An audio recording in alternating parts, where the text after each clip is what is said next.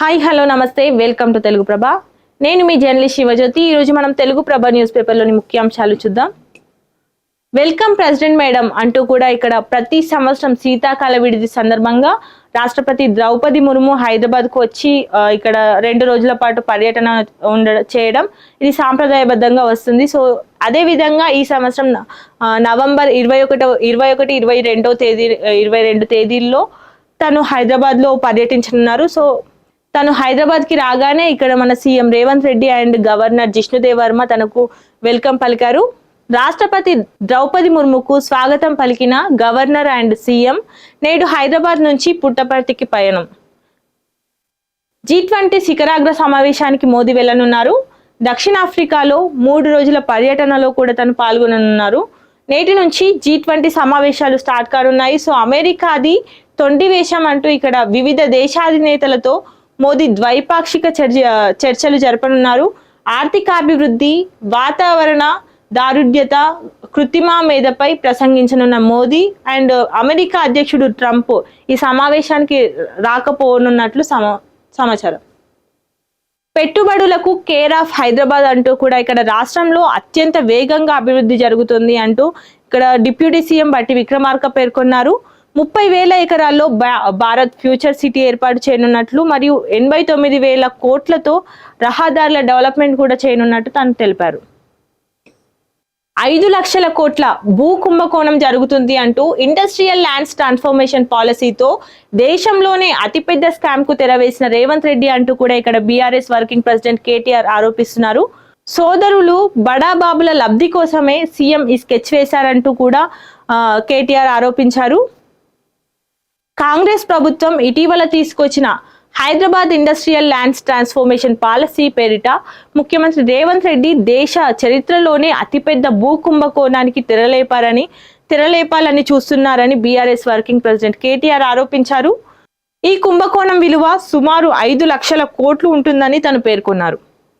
శుక్రవారం తెలంగాణ భవన్లో నిర్వహించిన మీడియా సమావేశంలో కేటీఆర్ మాట్లాడుతూ ఈ నూతన విధానం కేవలం పాలసీ కాదని 5 లక్షల కోట్ల స్కామ్ కోసం రూపొందించిన బ్లూ ప్రింట్ అని కూడా తను ఆరోపించారు. సీఎం రేవంత్ రెడ్డితో సాన్నిహిత్యంగా ఉండే రాజకీయ మధ్యవర్తులు, బంధువులు, రియల్ ఎస్టేట్ గ్రూప్లకు లబ్ధి చేకూర్చడానికి ఈ విధానాన్ని తీసుకొచ్చారని కూడా తను మండిపడ్డారు. భూభారతి కాదు భూమేత అంటూ కూడా ఇక్కడ బీఆర్ఎస్ ఎమ్మెల్యే హరీష్ రావు ధ్వజమెత్తారు. భూ సమస్యలు పరిష్కారం కాక రైతులు ఆత్మహత్యలు చేసుకుంటున్నారు, లంచాలు ఇస్తేనే పనులు చేస్తున్నారు అంటూ కూడా ఇక్కడ రిజిస్ట్రేషన్ల పేరిట కాంగ్రెస్ నాయకుల దోపిడీ జరుగుతుంది కూడా తను ఆరోపించారు. ధరణితో దోచుకుంది బీఆర్ఎస్ అంటూ కూడా ఇక్కడ రైతు కమిషన్ చైర్మన్ కోదండరెడ్డి పేర్కొన్నారు. హరీష్ రావు ఆరోపణలు అవాస్తవం అంటూ సాదా బైనామాల అప్లికేషన్లు గాలికి వదిలేస్తే కాంగ్రెస్ క్రమబద్ధీకరణ ప్రక్రియ చేపట్టిందంటూ కూడా తను వెల్లడించారు. కొంచెం సమయం ఇవ్వండి అధ్యక్ష అంటూ కూడా ఇక్కడ ఎమ్మెల్యే కడియం శ్రీహరి ఫిరాయింపు నోటీసులపై స్పీకర్ ను కలిశారు. సో వివరణ ఇవ్వడానికి కొంచెం టైం కావాలని కూడా తను వినతి ఇచ్చారు. ఇంకా స్పందించని దానం, 2 ఎమ్మెల్యేలపై ఈ ఫిరాయింపు నోటీసులు ఇవ్వగా సో దానం ఇంకా స్పందించలేరు. కడియం శ్రీహరి మాత్రం స్పందించినట్టు తెలుస్తుంది. దుబాయ్లో కూలిన తేజస్ పైలట్ మృతి. ఎయిర్ షోలో ఈ దుర్ఘటన చోటు చేసుకుంది. దుబాయ్ వేదికగా జరుగుతున్న ఎయిర్ షోలో ఈ ప్రమాదం చోటు చేసుకుంది. భారత్కు చెందిన తేలికపాటి యుద్ధ విమానం తేజస్ కూలిపోయింది. స్థానిక కాలమానం ప్రకారం శుక్రవారం మధ్యాహ్నం 2 గంటలకు ఈ ప్రమాదం చోటు చేసుకుంది. ఎయిర్ షోలో విన్యాసాలు చేస్తుండగా తేజస్ ఒక్కసారిగా కూలిపోయి భారీగా మంటలు చెలరేగాయి. ఈ ప్రమాదంలో పైలట్ ప్రాణాలు కోల్పోయాడు. దుబాయ్ ఎయిర్ షోలో తేజస్ ఎయిర్ క్రాఫ్ట్ ప్రమాదానికి గురైంది. ఈ ఘటనలో పైలట్ కు తీవ్ర గాయాలై మృతి చెందడం దిగ్భ్రాంతికరం. 2047 నాటికి భారత్ కు అగ్రస్థానం అంటూ ఇక్కడ మోదీ నిర్ణయాల వల్లే ప్రపంచ ఆర్థిక శక్తిగా మారామంటూ ఇక్కడ బీజేపీ రాష్ట్ర అధ్యక్షులు రామచంద్రరావు పేర్కొన్నారు.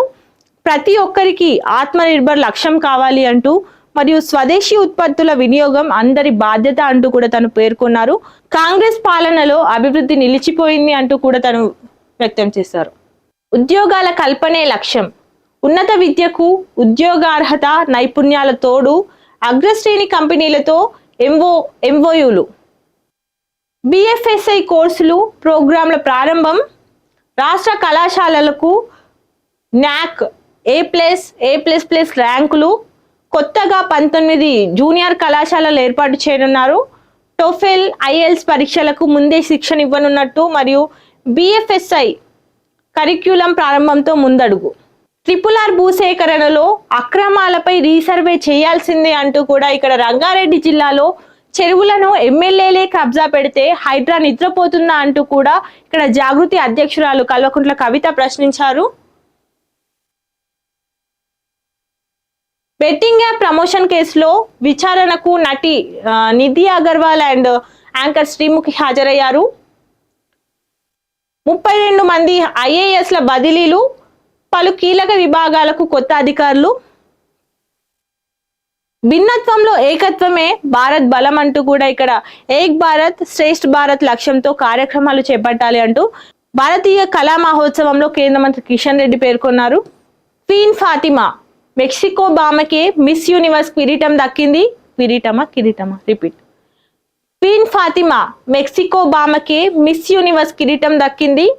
థాయిలాండ్ లో అట్టహాసంగా ఈ కార్యక్రమం జరగగా టాప్ 12కి చేరుకోలేని భారత్ మరోసారి భారత్ కు నిరాశ దక్కింది.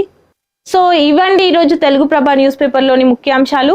మరిన్ని అప్డేట్స్ కోసం చూస్తూనే ఉండండి తెలుగు ప్రభ.